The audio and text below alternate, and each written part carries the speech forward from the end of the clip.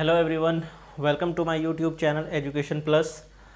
और जवाहर नवोदय विद्यालय के लिए जो हम लोग प्रिपरेशन शुरू किए थे, ठीक है, उसमें हम लोग आज फिजिक्स का लेक्चर कंटिन्यू करेंगे, ठीक है, जिसमें हम लोग फिजिक्स का आज फर्स्ट चैप्टर होगा फोर्स एंड प्रेशर, ठीक है। उसके बाद फिर हम लोग का केमिस्ट्री भी होना है और फिर बायोलॉजी भी होना है।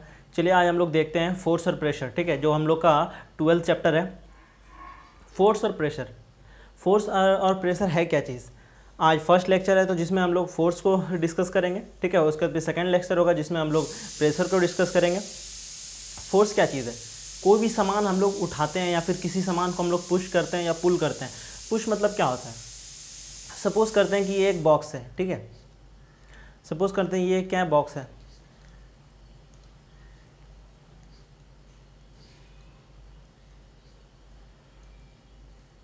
ये रहा हमारा बॉक्स। इसको हम लोग अगर अपनी तरफ पकड़ के इसको खींचते हैं, ठीक है, तो इसे क्या हम कहते हैं? पुल। और अगर हम किसी बॉक्स को अगर हम ढकेलते हैं यानी कि पुश करते हैं यानी कि अपनी से दूर ले आते हैं, उसे हम क्या कहते हैं? पुल। इसे हम लोग अगर धकेल देते इसको कहते हैं पुल। यानी कि फोर्स क्या है कि पुश और pull of an object is known as force, ठीक है। फोर्स क्या है? पुशिंग और पुलिंग ऑफ ऑब्जेक्ट, ठीक है, उसे हम लोग क्या कहते हैं? फोर्स कहते हैं। समझ गए? जैसे कि फोर्स का डेफिनेशन है, force is equal to a mass into acceleration. M किससे रिलेटेड है? मास से। यानी कि फोर्स वही चीज़ लगा सकता है, फोर्स जो है वो किसके साथ रिलेटेड होता है? जिसके पास मास होगा और क्या होगा? एक्सेलरेशन होगा। एक्सेलरेशन किसको कहते हैं? Rate of change of speed. यानी कि स्पीड अगर सपोज करते हैं कि t is equal to 1 second पे स्पीड मान लेते हैं कि 2 मीटर पर सेकेंड था, ठीक है। t इज इक्वल टू 2 हो गया, ठीक है, तो समय t is equal to 2 second हुआ, तो समय यहाँ पर स्पीड क्या हो गया? मान लेते हैं कि 4 मीटर पर सेकेंड हुआ। यानी कि जिस रेट से बढ़ रहा है स्पीड, जिस रेट से बढ़ रहा है उसे हम लोग क्या कहते हैं? एक्सेलरेशन कहते हैं। यानी कि फोर्स और प्रेशर में फोर्स में जिसके पास मास होगा और जिसके पास एक्सेलरेशन है तो उसके पास क्या होगा? फोर्स होगा। सपोज करते हैं, ठीक है। यानी कि फोर्स और प्रेशर, फोर्स किससे रिलेटेड है? मास और एक्सेलरेशन के साथ, ठीक है। अब फोर्स का एसआई यूनिट क्या है? फोर्स का एसआई यूनिट क्या है? ठीक है, हमारे जो सर आइजैक न्यूटन है उसी को रिस्पेक्ट देने के लिए हम लोग उसी का नाम यूज़ करते हैं, न्यूटन। न्यूटन, ठीक है, न्यूटन। हम लोग फोर्स का एसआई यूनिट क्या है? न्यूटन, जिसको हम लोग कैपिटल एन से सिंबलाइज करते हैं। यानी कि कोई भी फोर्स लिखना रहेगा, कितना लिखा हुआ है, उसको हम लोग क्या करते हैं? एन से डिनोट करते हैं। अब रही कि फोर्स आखिर है क्या चीज़, ठीक है। तो फोर्स क्या है? एक वेक्टर क्वांटिटी है, ठीक है। क्या फोर्स क्या है? Force is A vector quantity. ठीक है। अब यहाँ पर बात है कि वेक्टर क्या चीज़ है, ठीक है। वेक्टर क्या चीज़ है? दो तरह का यूनिट होता है, ठीक है। एक होता है स्केलर क्वांटिटी, ठीक है, और एक होता है वेक्टर क्वांटिटी। वेक्टर क्वांटिटी कैसा चीज़ है? वेक्टर क्वांटिटी वैसा चीज़ है जिसके पास क्या हो? मैग्नीट्यूड हो, ठीक है, और साथ ही साथ उसके साथ क्या हो? डायरेक्शन भी हो। समझ पा रहे हैं? जिसके पास क्या हो? मैग्नीट्यूड हो। सपोज करते हैं कि 5, ठीक है, उसका मैग्नीट्यूड हो गया। डायरेक्शन है कि ईस्ट है कि वेस्ट है कि नॉर्थ है कि साउथ है। जिसके साथ डायरेक्शन चेंज करने पे उसका वैल्यू चेंज हो जाए। यानी कि जिसके पास मास प्लस डायरेक्शन, ठीक है, मैग्नीट्यूड प्लस डायरेक्शन दोनों हो, उसे हम लोग क्या कहते हैं? Vector quantity. एक एग्जांपल हम लोग करके देखते हैं। चलिए मान लीजिए एक बॉक्स है, ठीक है, इसके ऊपर हम लोग फोर्स लगाएं 5 न्यूटन, सही है। एक और बॉक्स लिए, इसके ऊपर बॉक्स लिए, यहाँ पर क्या कर लिए हम लोग? चले इसको हम 10 न्यूटन कह देते हैं, ठीक है। अगर कहेंगे इसके ऊपर फोर्स कितना है, अगर जिसको वेक्टर क्वांटिटी का नॉलेज नहीं रहेगा कि फोर्स क्या है, वेक्टर क्वांटिटी, वो क्या करेगा? इसके ऊपर टोटल जितना फोर्स लगा है उसको ऐड कर देगा, टोटल कह देगा 15 न्यूटन, ठीक है। लेकिन ऐसा होता नहीं है, क्योंकि फोर्स क्या एक वेक्टर क्वांटिटी है, वो क्या करता है? डायरेक्शन पे डिपेंड करता है। यहाँ पर फोर्स एक दूसरे से अपोजिट है, यानी कि डायरेक्शन के दोनों 180 डिग्री पर है, यानी कि वो एक दूसरे से 180 डिग्री पर, यानी कि जस्ट अपोजिट है। यहाँ पर क्या होगा? जब एंगल 180 डिग्री होता है तो फोर्स क्या होता है? आपस में सब्ट्रैक्ट कर जाता है। तो यहाँ पर इसके पास कितना फोर्स बचेगा? 10 में 5 जाएगा तो क्या बचेगा? 5 न्यूटन। यानी कि इस बॉक्स के ऊपर अब कितना फोर्स लग रहा है? 5 न्यूटन का लग रहा है। समझ रहे हैं? कि वेक्टर क्वांटिटी कैसे काम करता है। अगर सिंपल सा एडिशन रहता तो इसको सिंपल सा ऐड करके 15 न्यूटन कर देते, लेकिन वेक्टर क्या करता है, वेक्टर लॉ ऑफ एडिशन को फॉलो करता है, इसीलिए उसमें नॉर्मल एडिशन यूज़ नहीं होता है, बल्कि क्या होता है, vector law of addition use होता है। वेक्टर लॉ ऑफ एडिशन क्या होता है, जो किससे रिलेटेड आता है, डायरेक्शन से। डायरेक्शन को देखा जाएगा, उसके हिसाब से एडिशन किया जाएगा। ये तो चलो हो गया फोर्स का, हम लोग सारा डिस्कशन कर लिए, ठीक है। अब हम लोग आगे बढ़ते हैं।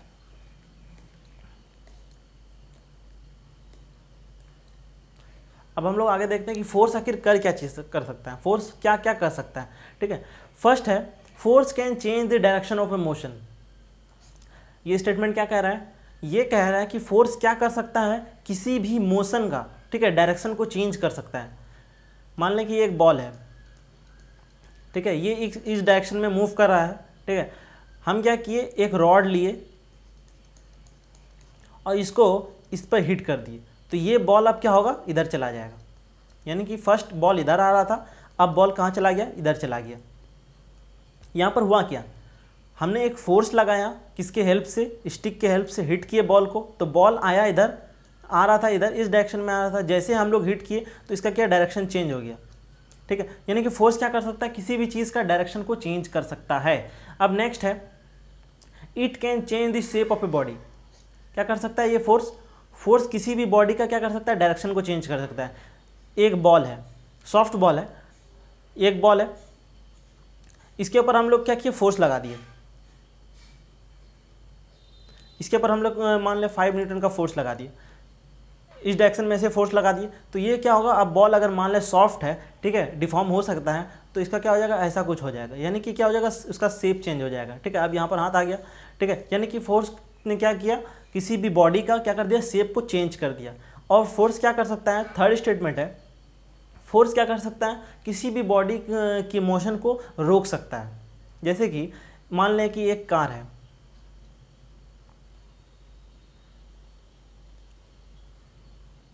ये एक कार है, ये कार इधर मूव कर रहा है, तो हम लोग इसको रोकने के लिए क्या इस्तेमाल करते हैं, पैर से ब्रेक लगाते हैं। ब्रेक के लगाते हैं तो क्या, एक फोर्स ही लगाते हैं। ये कुछ देर में आके क्या होता है, यहाँ पर स्टॉप हो जाता है। मान लेते हैं कि ये मूव कर रहा है, ठीक है, कुछ देर में ये गाड़ी क्या हो जाएगा, खुद जाके रुक जाएगा। यहाँ पर आके गाड़ी रुक गया, स्टॉप हो गया। यहाँ पर ये मूव कर रहा था, अब यहाँ पर ये क्या हो गया, आके रुक गया। किसने रोका इसको, हम लोग ब्रेक से क्या किए, फोर्स को अप्लाई किए। फोर्स ने क्या किया, यहाँ पर गाड़ी को रोक दिया। यानी कि फोर्स क्या कर सकता है, बहुत चीज़ कर सकता है। मोशन ऑफ ए बॉडी को बदल सकता है, डायरेक्शन बदल सकता है, शेप बदल सकता है, और भी बहुत सब कुछ कर सकता है। वो धीरे धीरे हम लोग आगे पढ़ेंगे, तो फोर्स क्या क्या कर सकता है उसको हम लोग आगे देखेंगे। चलिए अब देखते हैं, नेक्स्ट है, आखिर कितने तरह का अगर फोर्स है, ठीक है, फोर्स कितने तरह का है। फर्स्ट है कॉन्टैक्ट फोर्स, दूसरा है नॉन कॉन्टैक्ट फोर्स।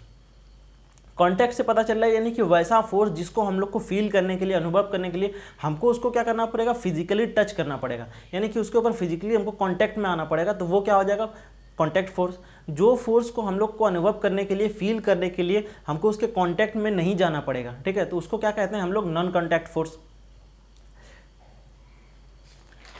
यानी कि मान लेते हैं कि ये एक ब्लॉक है, यानी कि ब्लॉक वाला ही एग्जांपल लेंगे। ये एक ब्लॉक है, इसको हमको इधर से इधर ले जाना है, तो हम लोग क्या करेंगे,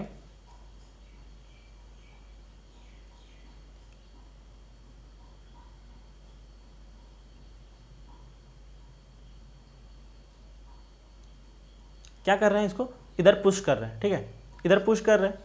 यानी कि हम उसको फिजिकली कांटेक्ट करके उसको मूव करने का कोशिश कर रहे हैं। यानी कि हम लोग फोर्स अप्लाई करके इस बॉडी को क्या कर रहे हैं, मूव करने का कोशिश कर रहे हैं इस डायरेक्शन में, ठीक है। ये है हम लोग का फिजिकल ये contact force. Non contact force क्या है, जैसे कि इलेक्ट्रोस्टैटिक फोर्स। जैसे कि देखे होंगे कि जैसे कि ठंडे के दिन में जब ब्लैंकेट के ऊपर हम लोग रात में हाथ ऐसे ऐसे मारते हैं, तो कुछ स्पार्किंग आवाज़ और लाइटनिंग होता है उसमें, तो वो सब क्या है, वो इलेक्ट्रोस्टैटिक फोर्स है। जैसे कि मैग्नेटिक फोर्स है, यानी कि दो, अगर मान लें कि एक मैग्नेट है, मैग्नेट में क्या होता है, साउथ पोल और नॉर्थ पोल।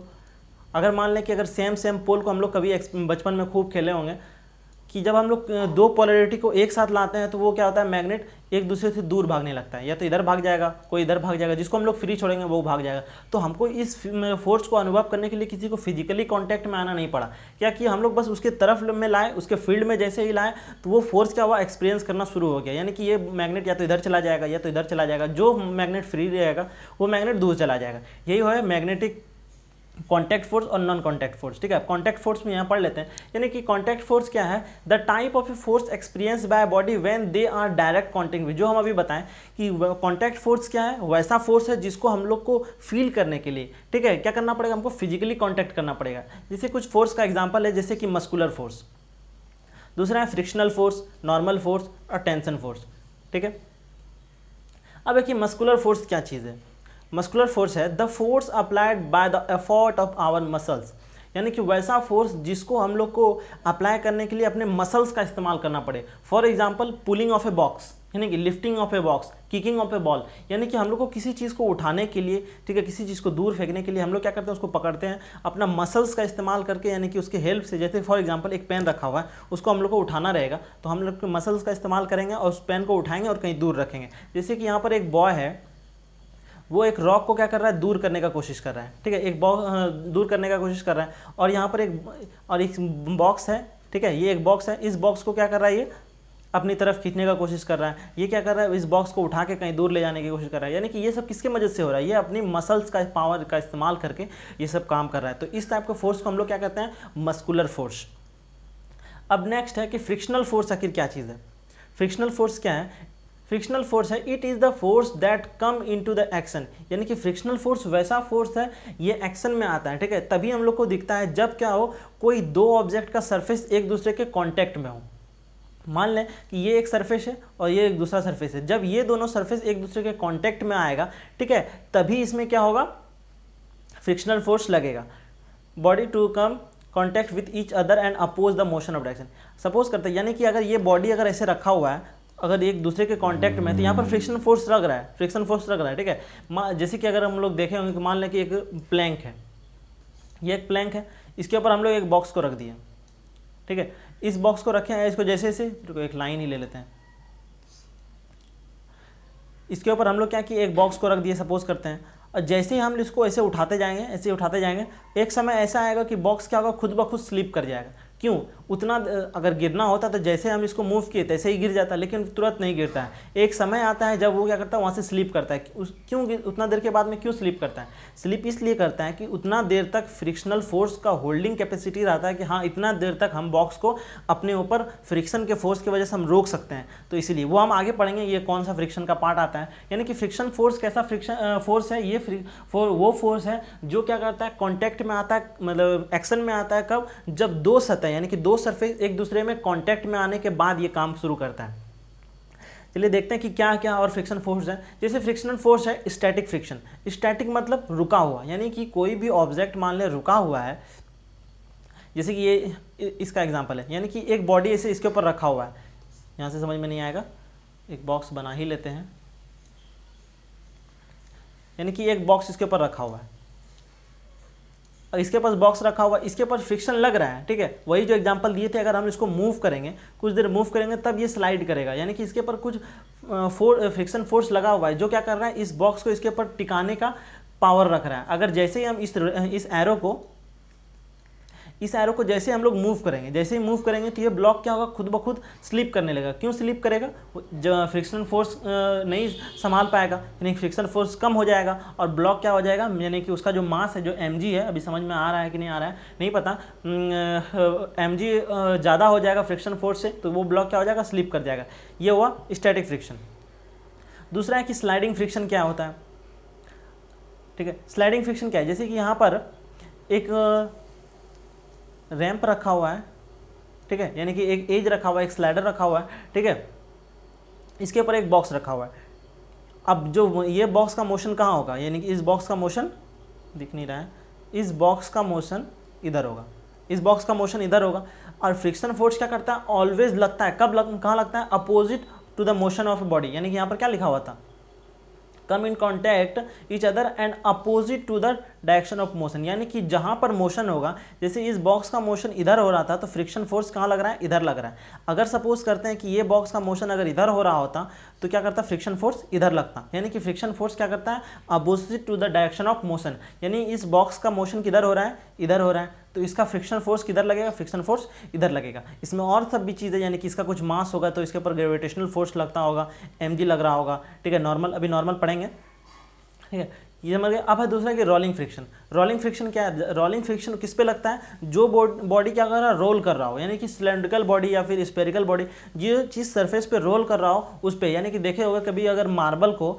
यानी कि गुल्ली जिसको कहते हैं, यानी कि फुटबॉल को हम लोग ज़मीन पर रोल कर दिए, अगर मान ले सरफेस अगर फ्रिक्शन नहीं है उसमें, यानी कि वो फ्रिक्शन लेस है, उसमें 0% फ्रिक्शन है, ऐसा कभी पॉसिबल नहीं होगा, यानी कि मान लेते हैं कि 0% फ्रिक्शन है, तो वो क्या होगा, वो बॉल अनंत काल तक क्या करता है, रोलिंग करते रहेगा, कभी रुकेगा नहीं, लेकिन वो रुक जाता है। क्यों रुकता है, रुकता इसलिए है क्योंकि उस सतह में क्या है, फ्रिक्शन है, कुछ ना कुछ है, ठीक है। यहाँ तक कि मिरर भी 100% फ्रिक्शनलेस नहीं है, ठीक है, आइस भी नहीं है, कुछ भी नहीं, किसी का भी सरफेस 100% नहीं है। अगर 100% रहता तो उस ऑब्जेक्ट को अगर हम लोग रोल कर देते या फिर फेंक देते, ठीक है, तो वो हमेशा अनंत काल तक चलते ही रहता, लेकिन ऐसा कुछ होता नहीं है, कुछ देर के बाद में रुक जाता है। तो ये क्या हो गया, रोलिंग फ्रिक्शन। अब है कि फ्लूइड फ्रिक्शन, यानी कि पानी में जो फ्रिक्शन लगता है, यानी कि अगर मान लें कि एक हम लोग प्लैंक को, वुडन प्लैंक को अगर पानी में हम लोग फेंक देते हैं, वुडन प्लैंक को यानी कि वो तख्ता को पानी में अगर हम लोग फेंक देते हैं, तो क्या होगा, अगर इसको ऐसे करके पुश करके फेंक देंगे तो पहले तो कुछ देर तक चलेगा, आराम से तैरते जाएगा, फिर कुछ देर में ऐसे करके रुक जाएगा। क्यों, अगर फ्रिक्शन लेस रहता वाटर सरफेस, यानी कि फ्रिक्शन लेस वाटर सरफेस रहता, तो वो क्या करते, एक बार हम लोग पुश कर देते वो चलते रहता। अगर मान लो अगर यही चीज़ अगर तुम स्पेस में करोगे, यानी कि स्पेस में जाके एक वुडन प्लैंक को अगर ऐसे फेंक दोगे, तो जिस स्पीड से तुम उस प्लैंक को फेंके होगे उसी स्पीड से वो अनंत काल तक चलते रहेगा। क्यों, क्योंकि कोई ना ही वहाँ कोई एयर ड्रैग है, ना ही कोई हवा है, ना कुछ है, ना ही फ्रिक्शन है, कुछ नहीं है वहाँ, तो वो क्या करेगा, अनंत काल तक चलते रहेगा। जैसे सैटेलाइट वगैरह काम करता है, उसको एक बार ऑर्बिट में जाके छोड़ देते हैं, वो चलते रहता है, उसके साथ कोई प्रॉब्लम नहीं होता। लेकिन फ्लूइड में क्या है, उसके साथ फ्रिक्शन लगता है। जैसे कि यहाँ पर एक स्विमर है, ये आगे मूव करने का कोशिश कर रहा है, लेकिन हो क्या रहा है, इसके साथ एक फ्रिक्शन फोर्स लग रहा है इधर, जिसके वजह से ये स्विमर क्या होगा, आप कुछ देर के बाद में ये थक जाएगा। अगर फ्रिक्शन फोर्स नहीं लगता, यानी कि इसको अपना एनर्जी कुछ नहीं करवाना पड़ता, एक बार मूव कर लेता, बस वो चलते रहता उसी तरह, लेकिन ये कुछ देर में क्या हो जाएगा, थक जाएगा, तो यानी कि इसका एनर्जी लॉस्ट हुआ। लॉस्ट किसने कराया, फ्रिक्शन फोर्स ने कराया। यहाँ तक डिस्कशन हो गया हम लोग का फ्लूइड फ्रिक्शन क्या है। अब आगे देखते हैं कि अब नॉर्मल फोर्स क्या है। नॉर्मल फोर्स, ये सारा जो पढ़ रहे हैं हम लोग, क्या पढ़ रहे हैं, ये कॉन्टैक्ट फोर्स पढ़ रहे हैं। अब अगला जो टॉपिक होगा हम लोग नेक्स्ट लेक्चर में देखेंगे, तो वो क्या होगा हम लोग का, नॉन कॉन्टैक्ट। अब है कि नॉर्मल फोर्स किसको कहते हैं। नॉर्मल फोर्स क्या है, normal force is a force that surface exert to prevent a solid object from it passing through it. यानी कि नॉर्मल क्या है, नॉर्मल वो चीज़ है, नॉर्मल फोर्स वो चीज़ है, यानी कि अगर मान लें नॉर्मल फोर्स अगर यहाँ पर नहीं रहता, ये ऑब्जेक्ट अगर मान लें भारी रहता और नॉर्मल फोर्स नहीं रहता, तो ये क्या करता, ये ऑब्जेक्ट नीचे गिर जाता। यानी कि किसी भी ऑब्जेक्ट को उसके जगह पर टिकाने के लिए, यानी कि मान लें कि दो तरह का सिचुएशन कंसिडर करते हैं। मान लें कि अगर ये क्या है, एक थर्मोकोल का टेबल है, और इसी तरह का एक और टेबल लिए जो किसका वुड का बना हुआ है, ठीक है, इसके ऊपर एक बॉक्स रख दिए, इसके ऊपर भी एक बॉक्स रख दिए, और बॉक्स का वेट मान लें कि 10 kg है, 10 kg। तो क्या होगा, इस पे क्या बॉक्स रह जाएगा, वुडन है ये थर्मोकोल वाले पे, क्या ये किसका है, वुडन का,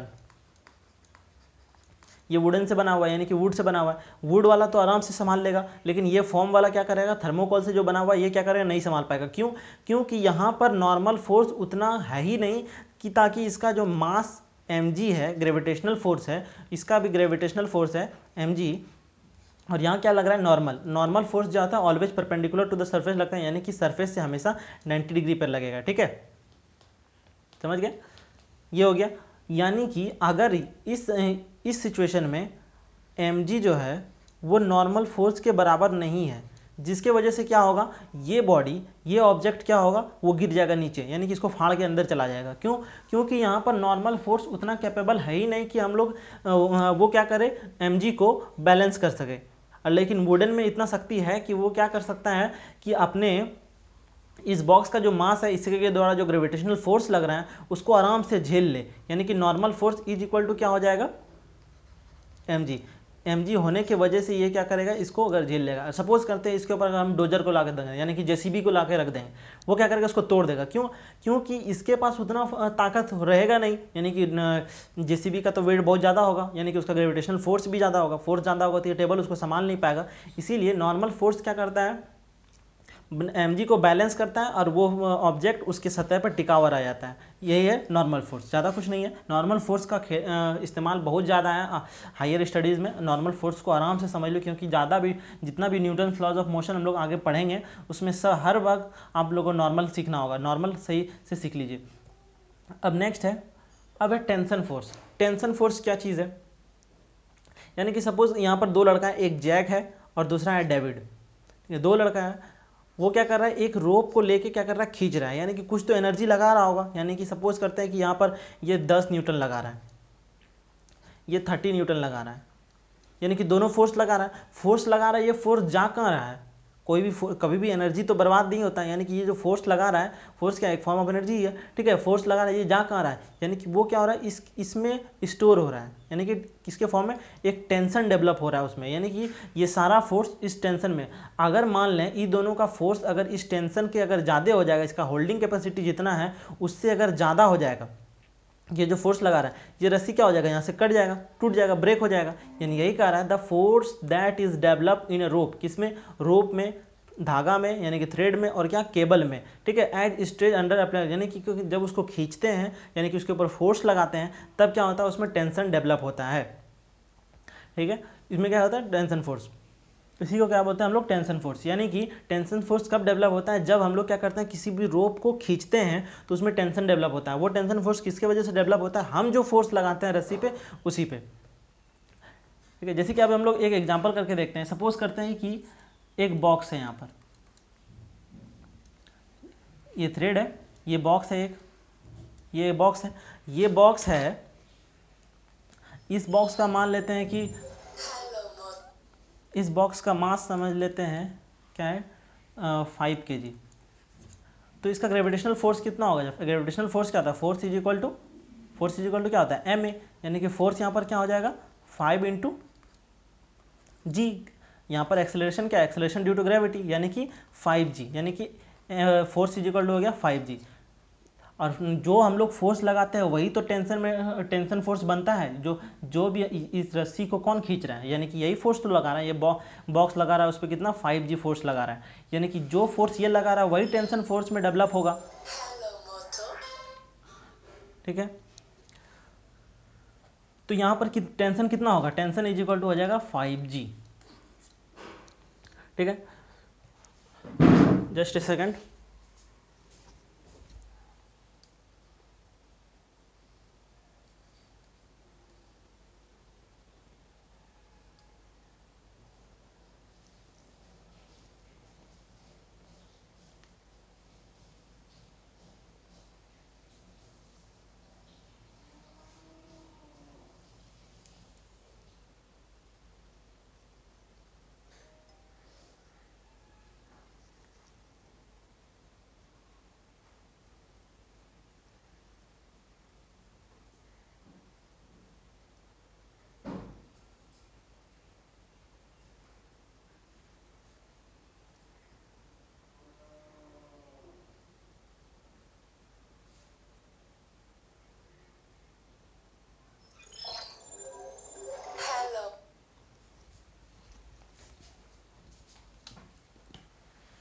यानी कि यहाँ पर टेंशन फोर्स कितना हो गया, ठीक है। टेंशन फोर्स कितना हो गया, 5g। चलिए इसी तरह का एक और एग्जाम क्वेश्चन करते हैं। यानी कि मान लें कि ये क्या 15 kg का है, 15 kg का है, इसमें टेंशन कितना डेवलप होगा, इसके ऊपर फोर्स कितना लगेगा, फोर्स लगेगा, फोर्स इज इक्वल टू होता है ma, मास कितना है 15 kg, और acceleration due to gravity g लगेगा यहाँ पर, यानी कि 15g यहाँ पर क्या होगा, फोर्स लगेगा। और जो फोर्स हम लोग लगाते हैं वही टेंशन फोर्स में स्टोर होता है, यानी कि tension force is equal to हो गया 15g।